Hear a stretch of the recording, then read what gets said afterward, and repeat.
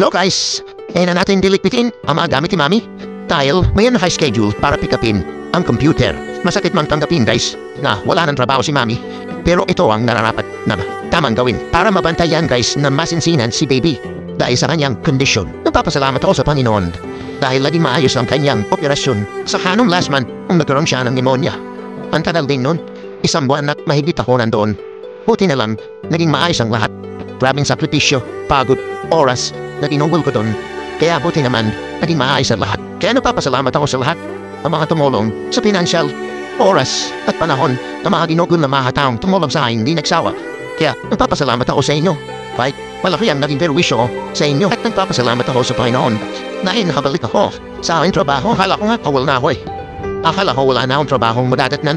Puti na lang napakaisapan ko ng maayos ang HR namin. At yun, nalaman niya kung ano yung mga kondisyon na nangyari sa akin. Kaya nagpapasalamat ako sa Panginoon na muli nakabalik ako sa aking trabaho. At papaano nagkaroon na kami ng kahit konting financial sa araw-araw. Sa ngayon, malaking adjustment ang nangyayari sa amin ngayon. Lalo na ngayon, wala ng trabaho si Mami at ako na lang ang inaasahan. Dahil na 1 buwan akong hindi nakapagtrabaho, walang pumapasok na income sa loob ng 1 buwan. Kaya nagpapasalamat ako sa mga tao nakasuporta sa akin, lalo na si Mama. Alam ko na hirap na rin sa mga pinansyal, pero nagagawa niya pa rin ng paraan paano namin matulungan kahit sa maliit na pinansyal. Pati ang kuya mo sa Taiwan, kahit pa paano, naambunan niya kami ng kanyang mga blessing. Pati ang kuya ko din na nasa Masbate, kahit pa paano, nakapagkambot siya sa amin. Kaya tubos ako na pagpasalamat sa inyo na kahit malaki ang naging perwisyo ko sa inyo. Hindi pa rin kayo nabago. Tutulungan niyo pa rin kami sa pagdating ng panahon at loobin ng Panginoon. Ang pag-anak ko ay pag-anak niyo rin.